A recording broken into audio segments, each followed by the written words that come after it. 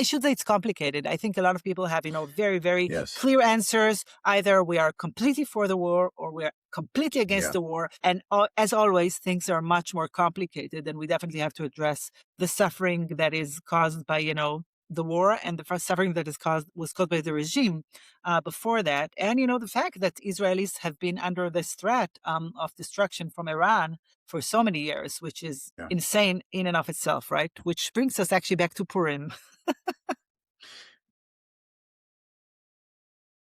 Hi, everyone, and thank you for being with us again on the Pluralist from both sides of the ocean. And today, a very special episode marking both Purim, sort of happiness and joy, or we'll talk about it, but also a very, very complex situation here in Israel. Josh, how are you doing at this very precarious time? Well, Boker Tov for me, I'll say to you. And I wanted to say Chag Purim Sameach, but I'll just stop and say Chag Purim.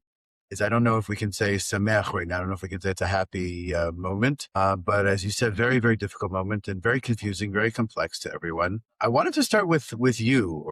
First of all, tell us where you are right now. And I think it might be important to share with our listeners that if there is a siren during this taping, that we'll have to pause it and we'll come back to it. But let's keep in mind that you and both our producer Noam are sitting in Jerusalem or in Nivaseret, and there's that very real possibility that sirens may go off. And for those of us who have our Red Alert app, we're following along with you from here at home, from here across the ocean. So tell us, where are you? What are you feeling? What are you doing? Well, first of all, I have to address the funny hats that we're wearing to those who are watching and not only listening, because I really, really don't like Purim, even at regular times. But then, Josh, you put your hat on, and I'm like, well, I have to do something. So I put this crown on very reluctantly. I don't know. It's sort of a holiday that is always hard for me to celebrate. I mean, the whole story, the whole plot, always people are trying to kill us.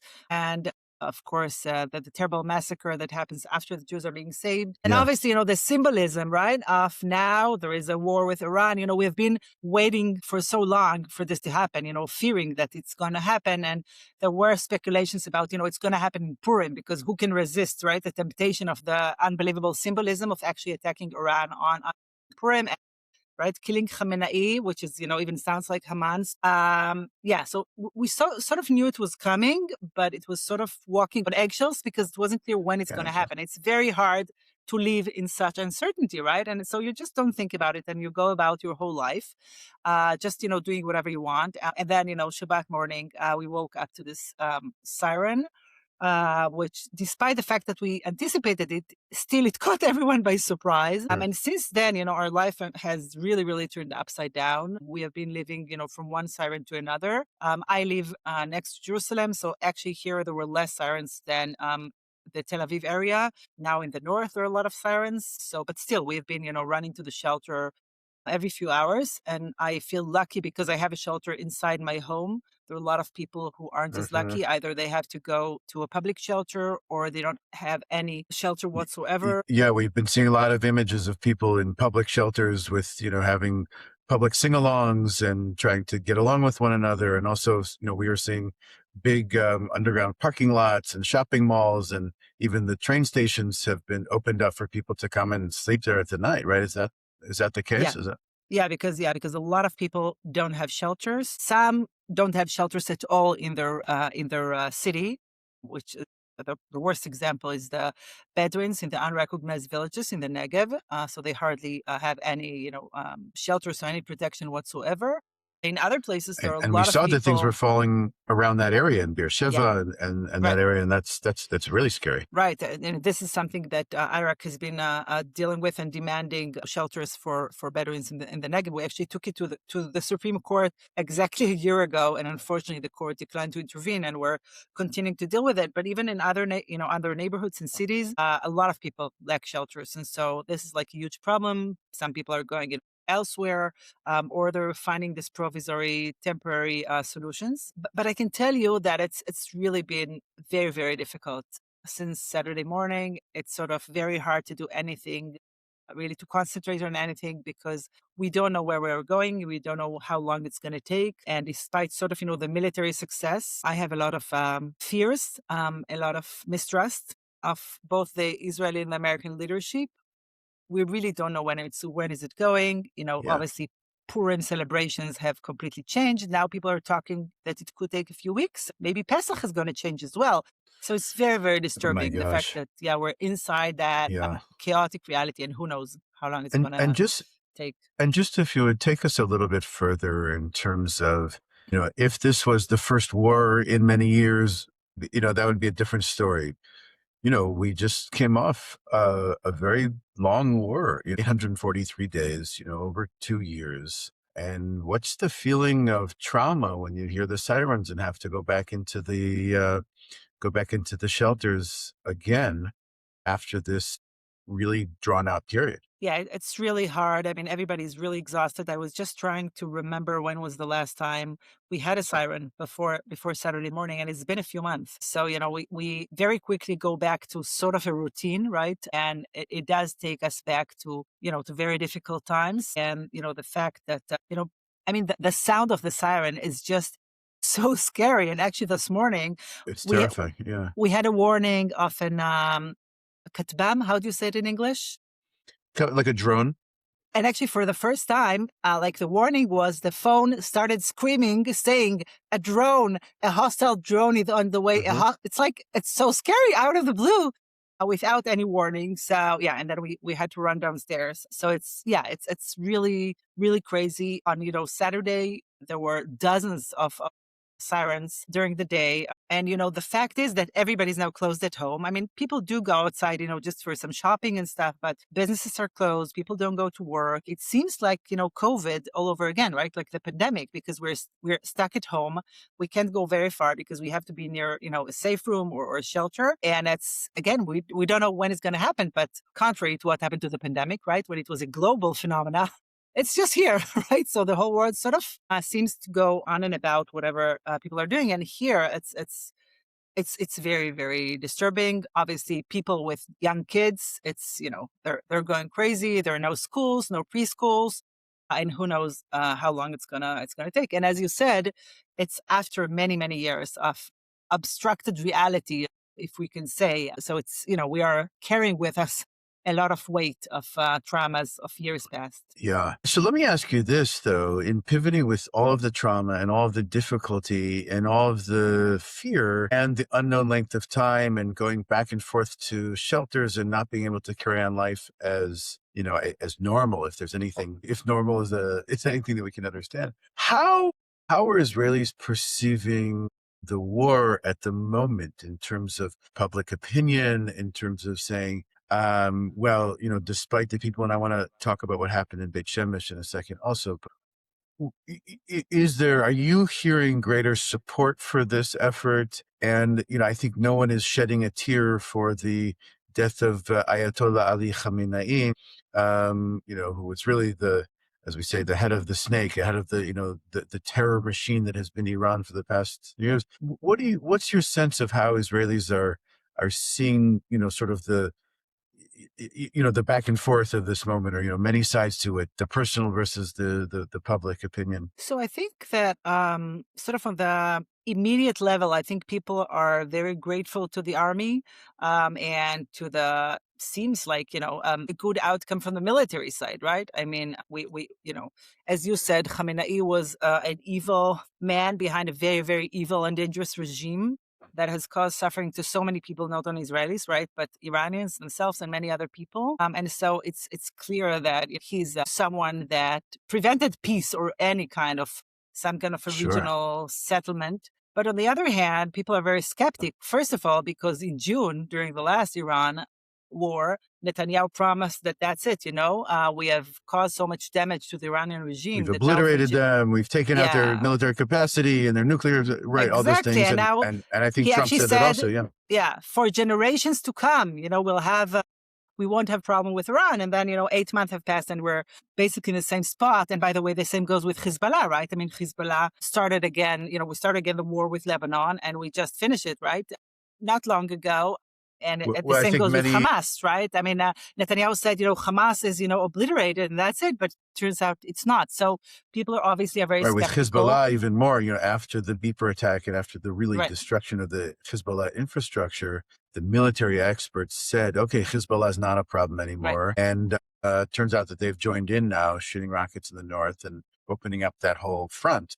Right, right. So I think, I think a lot of liberal Israelis are sort of debating among themselves because obviously, like the natural reaction is we think wars are bad. We think a military solution could not be the end game. On the other hand, obviously, with a regime like Iran, like Hamas, you can't really have the peaceful negotiation because it doesn't work. They actually tried, right? So I think, like for me, while I understand the need to fight terrorism and those really dangerous regimes, I think it should be done as a part of a comprehensive plan that has some kind of strategy behind it, right? So Oh, that's one step leading towards some kind of a real solution. And obviously, neither Netanyahu nor Trump have this comprehensive perspective. And obviously, a lot of people, rightfully so, mistrust both Netanyahu and Trump because obviously they have other interests around what they're doing. Obviously, Netanyahu has, the big interest, which is the upcoming elections. There are now a lot of talks about the fact that now he's going to use this military success to actually call for early elections as early as June, mhm. in which he thinks he's going to, succeed because people are very appreciative of the fact that he Yes. with the war against Iran. So obviously it's In clear. American politics, we would call Yeah, this the wag the dog theory. exactly. That, Netanyahu creates this distraction to take away from everything else, and for people to not ask for official state inquiry to October 7th, and to his ongoing trial, and that elections. But correct me if I'm wrong. Just as a side note, if elections were to be in June, he would probably have to call them like tomorrow, right? There, 3-month lead up Right, as we're now right, in right. March. It would have to be very early, but for him, it's really good, right? Because it should be as close to this operation as possible. Hoping that there won't Yeah, be a lot of casualties. I mean, there have been, 12 Israelis killed by now, but for him, as closer as it is, it's better for him, right? So, and obviously, he want to distance it from October, 27th of October. It sounds like October 7th. That's the date that is now set for the elections. yeah. For People are him, it's worried about that. better. Right. And then, he won't have to deal with the exemption from army service of the ultra Orthodox because he's going to say, oh, we have Mm, elections. We'll do it right afterwards. With the budget that he has to pass, he'll say, okay, I'm calling off elections anyway, so I don't have to pass the budget. So it's sort of giving him, a lot of solutions to many of his problems. And it's very concerning because, he actually might be right that it does improve his chances politically. So, yeah. yeah, and then I think, would you also say that on the Israeli street, that Trump has still, almost hero status for many, in terms of, going to do Israel's bidding, which is a problem in American politics, I think. But how do you see that? And then I want to Yeah, it's pivot for a second. it's a good question. I don't know if I would say that people see him as a hero, but I think people do Hmm. appreciate the fact that America backed Israel, on the military level, because obviously it's been a very complex operation Sure. that has been prepared for many months. I think in Israel, actually raising a voice now against the war is considered very unpatriotic and not very popular because people, including Mm, opposition leaders, are saying, "Oh, during times of war, we are all united. We're not criticizing the government at all," which is, of course, a very troubling statement because that's your role, right? You have to question the fact who decided on this war, what are the end games of this operation, and so I think it's important to raise those issues, and they're not being discussed enough or at all on Israeli yeah. media, just on the sort of fringes, not on mainstream media, which is like, oh, the war, our pilots are amazing, IDF is amazing, that's great, and that's it. And nobody asks, well, what now? So I think those questions are important to note, and yeah. And I imagine they will come. You did mention 12 Israelis who were killed. Can we just take a moment to talk about Beit Shemesh and what happened there? Tell Yeah, us a little yeah, bit about what it's happened. Yeah. yeah. So on the Shemesh, nine people were killed, including kids. Some belong to the same family in a real Mm, tragedy. It's still not completely clear, but some of them were inside the shelter. Some of them stood outside the shelter on the stairs. mm, So some were supposed to be protected and some not so much. And it raises always the question of whether a shelter does provide enough protection. And people keep saying that it does, but it was yeah, it was obviously very, very scary and a very traumatic incident. Still, I think people in general do respect the guidelines and do go to shelters and not, just say, everything will be okay. And even if we see this tragedy, people understand that it's still better to be in the shelter, and that, sometimes if a missile directly hits the shelter, maybe, it does not provide full protection, but obviously it's better than being outside or just not trying to protect yourself as much as it can. Yeah. But yeah, it is, it's like the first 2 days there weren't casualties, and then, there was people killed in Tel Aviv, and some people killed, died running to the shelter, and then that's really, really horrible tragedies. It's Ugh. yeah, it is very scary. We should say that it seems that the number of missiles that are being shot from Iran has decreased dramatically over the last day or two. So it's nothing Mm. like the first 2 days, and it seems that they don't have a lot of missiles left, and that's why we did get some sleep during the last 2 nights. So we had They're like depleting their stockpile a yeah, little bit. Yeah. exactly, exactly. So we had like 6 or 7 hours of sleep during the night, but it keeps on going. So obviously, it continues disrupting of the daily life. So we should also note that obviously the war does take a toll of innocent lives in Iran. And Really that's critical something and that point. And the way you saw that a girl's school was hit, right, right, right, especially the Iranian right, people who just in January, you right. know, went out to protest. And by, sort of general estimates, the Iranian regime slaughtered, over 30,000. Yeah, Oh, yeah, yeah. 30,000 people. I mean, it raises so many issues and, who's protesting and who's trying to hold the regime accountable for that. Yeah, no, and also, I think it raises a question about whether it is possible that through military intervention you can actually change a regime, right? I mean, Hmm. I don't think we have a real precedent for that. Definitely in the last 50, or 70 years. And so, while it's clear that this massacre of protesters in Iran was terrible, and the world needed to help them, I'm not sure that this operation would make a sustainable change possible. And it's a question. Obviously, it needs to be something that is coming from, from within. And we haven't seen, I think, over the last few days, the protests sort of, people going into the streets. But I should say it's complicated. I think a lot of people have, very, very Yes. clear answers. Either we are completely for the war or we are completely against Yeah. the war. And as always, things are much more complicated, and we definitely have to address the suffering that is caused by, the war, and the first suffering that was caused by the regime before that. And, the fact that Israelis have been under this threat of destruction from Iran for so many years, which is Yeah. insane in and of itself, right? Which brings us actually back to Purim. I have a lot to say about Purim, and I want to bring out, maybe I'll just say, just building on the complexity of what you said in terms of how people should feel about the war, I'll share a little bit about the view from here, from the US, is I think complexity is, again, it's a bit overused as a term, but I think that's exactly the moment right now. I think many in the mainstream, sort of the center, at least the North American Jewish community, are first trying to express our solidarity with our Israeli brothers and sisters who are, having to go to shelters and everything that we just talked about, and living under that very, very real life and death threat. I mean, that is serious. So first, before we get into analysis and, opining, let us first establish that sense of solidarity and, that we are mourning the losses of the people who were killed and feel very, very bad about that, of course. And then I think we get into some of the political analysis. There are those on the left who said this is a totally superfluous war that is going to lead not only to the deaths of Israelis, Iranians, people around the Middle East, that Iran has retaliated to Dubai, to Saudi Arabia, which may hope in uniting sort of the Sunni world in the region with Israel against the Iranian threat.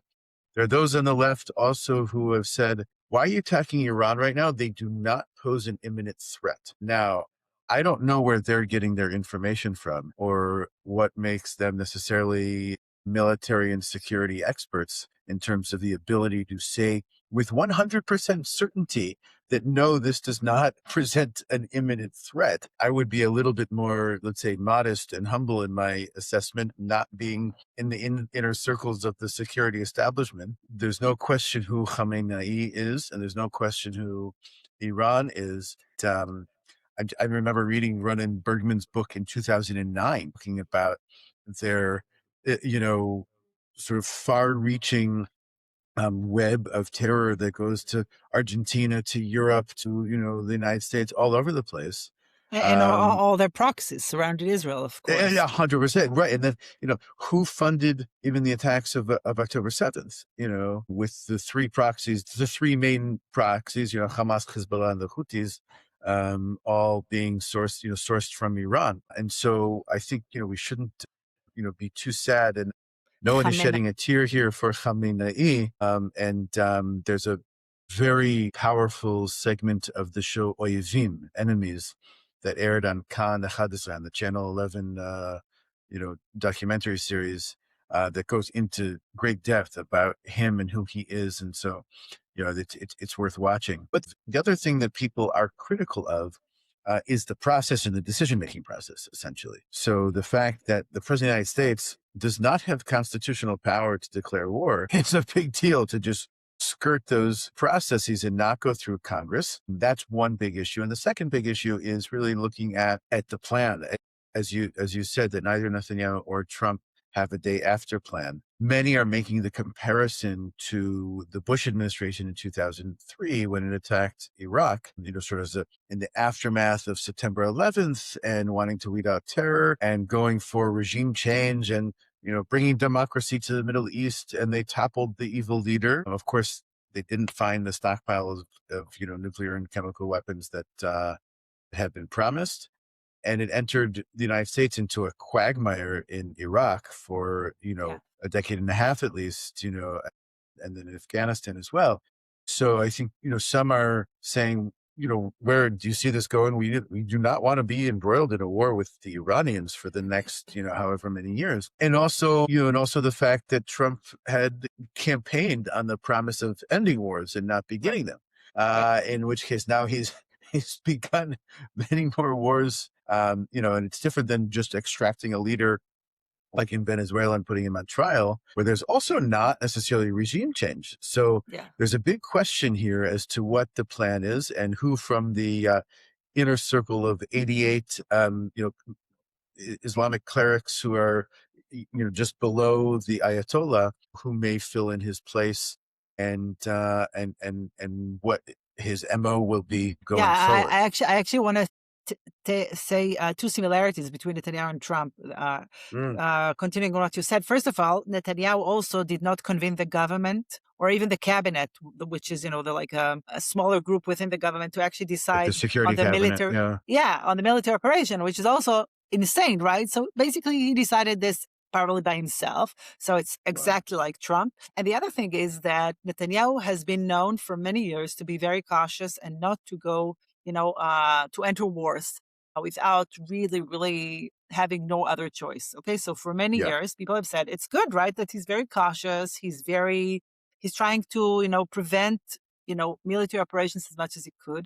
And since October 7th, this has changed. And to minimize casualties on our side. Right. And since October 7th, this has completely changed. So since October 7th, he is, waging these wars on so many fronts, also because he has some other interests on his mind, right? His political interests. Yeah, he basically wants to be acquitted from the charges of October 7th, right? He wants to show, he wants people to forget that he was not, obviously prepared for October 7th or right after October 7th attack. And he wants to show, now I'm taking control, he wants to be absolved of, right. He wants to be absolved of the charges, of what people think about October 7th, and to show, I'm taking the initiatives and I'm actually, protecting Israel. Now, it's interesting that after the war in June, there were polls and people were asked, well, do you now have, your opinions of Netanyahu has changed after the war with Iran? And people said, a majority of Israelis said, no, the Iran operation was successful, but we still remember what happened on October 7th, and we still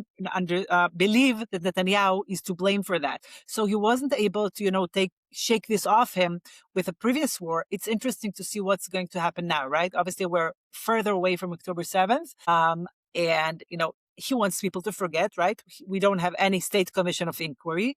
I hope that people, are not going to forget this terribly traumatic event. And despite, even if some people see it as a military success, don't forget, the really terrible tragedy that he still needs to account for. Yeah. And it's my sense, of course, and tell me if you think, if you disagree, that there will always be people in the Bibi camp who will sort of drink his propaganda like Kool-Aid, and say, agree with him that everyone else was at fault except for him. And then there will be people in the other camp who will, of course, see him as where the buck stops, essentially, and that Yeah, he was prime minister. Yeah. Yeah, he keeps, the Netanyahu and others in his government keep blaming both the attorney general and the chief justice of the Supreme Court, right, for everything, right, because they Right. don't allow the government to rule. So I saw people, right, jokingly on social media, well, all kavod, kudos for the attorney general and the chief justice of the Supreme Court for the great war with Iran, right, because obviously if they're to blame for the failures, they should be Right. accounted for the Yes. successes. But Yes. it works only to one side, of course. Only one way. Yeah. Yes, Yeah, of exactly. course. And Netanyahu Yeah. was on Fox News the other night, and he, first of all, he looked terrible, and I'm sure he has not slept, despite the fact that he had blamed October 7th, that they didn't wake him up early enough. But it's really a difficult. It'll be interesting to see how people hold him accountable for the war and his entire coalition right now, especially those who sort of held, fortunate metaphor, but sort of held the coalition hostage to push their agenda, and to which he capitulated then afterwards. But so, Orly, if we can, I know that this we're going to be airing after Purim, or at least Shushan Purim, if you will. Can we talk about the similarities and the unbelievable timing in which this is all happening? And that, some 2,500 years ago, there was a Jew named Mordechai, and, his niece, or whatever the relationship there was, with Esther, who essentially came up to save the Jews. We all know the story, against an evil Persian leader who wanted to, annihilate the Jewish people. And here we have it all over again. I want to, if we can, tease out some of the lessons from Purim that we think are relevant. Yeah. I think for me in general, even before, this unbelievable symbolism, as I said before, treating Purim as this lesson that we should learn, that so many people want to kill us and to annihilate us, and we should always be very militant, right, to protect ourselves, Yeah. is a very difficult message. Right? So I think, like, my lesson would be to actually be very sensitive to people who are in danger, right? Not just saying, oh my God, we should just be strong and fight our enemies and be vigilant all the time, which we should, right, to some extent, but this cannot be the thing that drives us all the way, right? Because you can't live on your sword forever. Like, you can't. It's not a normal routine. Or It's to not live a in normal constant fear, reality. you're saying, Exactly. Yeah. Exactly. So I would take from this, first of all, Queen Esther, right, which was, she said, "Otigati la malchut," right? I have Right, come to this position just for this time, for me to be able to save my people. Like, that's a lesson I would take, which is, we have to sort of be understanding of our important role of, at this time, and what does it mean for us that we are here, what we should do. And also, as I said, really try to think of people around us who are in danger, and definitely not go around and revenge, right? Through killing people when we are saved, which is something that is that's insane and terrible. So you quoted, of course, the very famous verse from Esther chapter 4, verse 14. And I'm thinking about one, just to build on what you said, in chapter 3, verse 8, we read, of course, so, that there is this one people, right, that's scattered and dispersed among all the other peoples. And they translated dat as laws here, but their practice, their way of living, their religion, their whole existence is different from anyone else. Is different from anyone else. Too. I hate this. Yeah.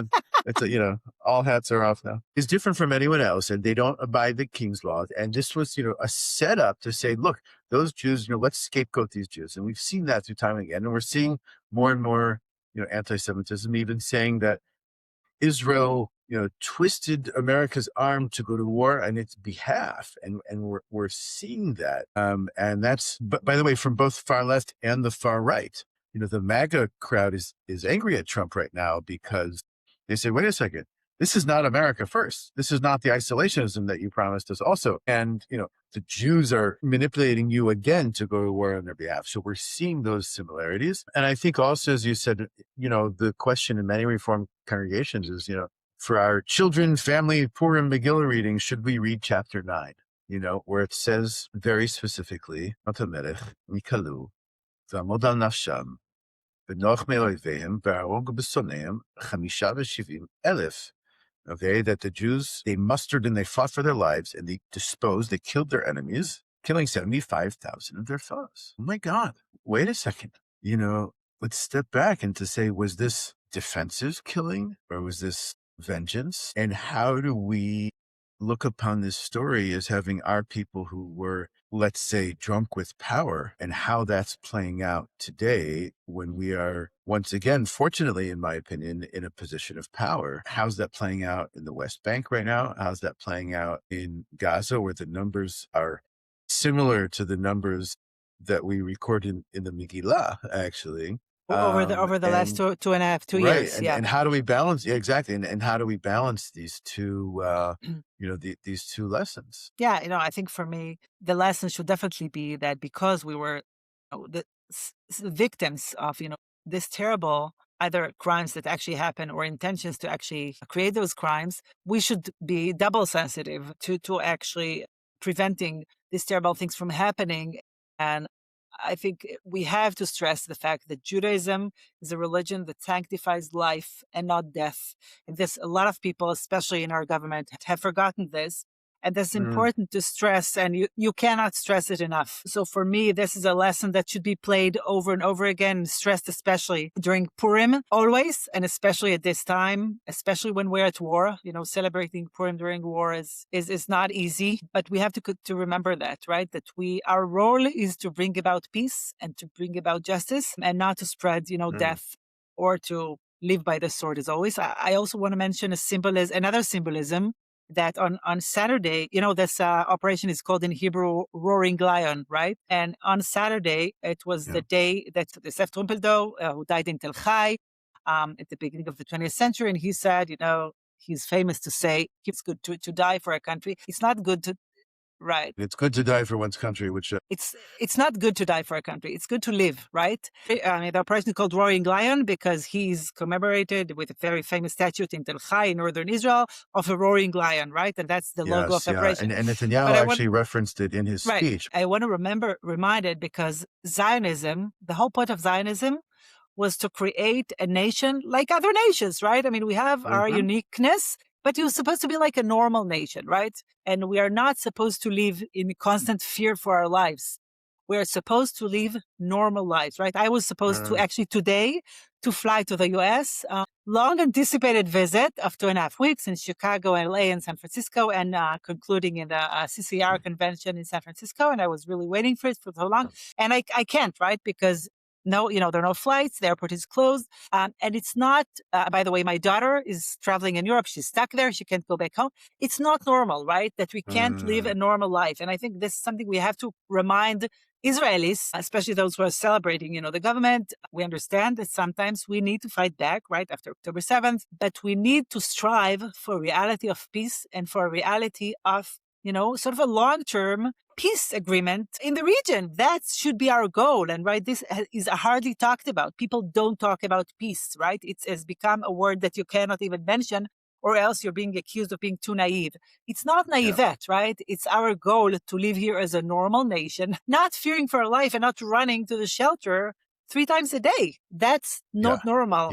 And I remember thinking that over the 2 years after October 7th, that we cannot get accustomed to this. We cannot get used to this reality. It's not normal, and we have to remind this over and over again. So it's not good to die for a country. It's good to live, and we should strive for absolutely to live for a country and to create here a life of equality and of justice. And this is what we should have in mind, especially now, especially during this Purim, and especially during this war that I really, really, really hope is going to end soon. Right. And there are those who would say that you can't have peace and you can't create that kind of normal existence when someone is constantly threatening you and looming over, weapons. So we have to be able to deal with that, right? That might be the counterpoint. But of course, I agree with you in that everything that can and should be done now to advance that obviously should be. And of course, at the moment, I was also supposed to travel in March, right after the CCR convention, to Israel, and that is still up in the air. We're hoping that many of our summer trips will, be able to go and that people will resume sort of travel as normal. I do want to say really, really a lot of thank yous to so many people from outside of Israel who reached out just to say they care about us, they're concerned, they send their love, and it's really helpful. Yeah. So I really want to thank everybody. I've gotten so many messages of support, and it's really heartwarming. It's this time. So thank you for Yes, that. absolutely. And I think that, people here are also, we're in the midst of hitting send on their message about, way back to last Friday when the biggest crisis of our moment was the Kotel, and, thinking about that and who people wanted to join in some of the actions. And we quickly pivoted and said, no, let's express our solidarity and, Yeah, and we should praying and hope. definitely say that all bills have been frozen, right, because of the war. So the Knesset is hardly, they do convene on just a few times a week. So everything has been sort of shelved, right, including the Kotel bill. And we're Mm, obviously following and monitoring it. If need be, we'll definitely ask people to go again and send the emails. And I really we'll want to thank all mobilize. those, Yeah. mobilize them. And I really want to thank people who already did that. It's tremendously important. And we're, on the lookout just to make sure that we are going to fight this back if it goes back to the Knesset. Yeah, thank you so much. And we managed to have a whole episode without a siren. So Yeah. that's good. Thank you so Hey, much. Mazal Yeah. tov. Let's say Yeah. that. Thank you so much. We're hoping for days of peace and quiet. Thanks. Amen. See you in the next episode. Bye-bye. Through this podcast, we're deepening the conversations that shape our shared future, what Israelis and diaspora Jews can learn from one another, and what we should rightfully expect of each other. So if these conversations matter to you, subscribing really matters to us. It's how this podcast grows and reaches more people. Please subscribe to the Pluralist Podcast on your YouTube page or wherever you're listening to podcasts.